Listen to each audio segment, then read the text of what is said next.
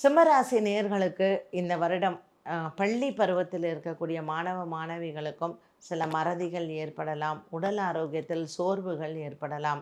சனிக்கிழமை தோறும் ஆஞ்சநேயருக்கு வெற்றிலை மாலை சாற்றுவதும் வெண்ணெய் காப்பு சாற்றுவதும் சிறப்பு. ஹயக்ரீவரை சென்று வழிபாடு செய்வதும் உங்களுக்கு நல்ல ஒரு பலனை தரும். ஞாயிற்றுக்கிழமை தோறும் ஹயக்ரீவருக்கு ஏலக்காய் மாலை சாற்றி வழிபாடுகளை செய்யலாம். சிம்மராசி அன்பர்களுக்கு இந்த வருடத்தில் பெண்கள் குறிப்பாக என்ன தெய்வங்களை வழிபாடு செய்தால் இவர்களுக்கு நன்மைகள் கிடைக்கும் அப்படின்னு பார்த்தீங்கன்னா, சமயபுரம் சென்று சமயபுரத்தாளை வணங்கி வருவதும் மற்றும் திருவேற்காடில் இருக்கக்கூடிய கருமாரி அம்மனையும் வழிபாடு செய்யவும்.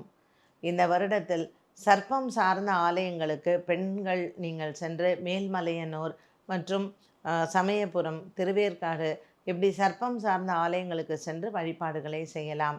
ஆடி மாதத்தில் நீங்கள் அம்மன் ஆலயங்களுக்கு கூழ் வார்ப்பதும் மற்றும் ஆடி மாதத்தில் விரதம் இருந்து அம்மன் ஆலய வழிபாடும் பெண்களுக்கு மிகவும் சிறப்பு.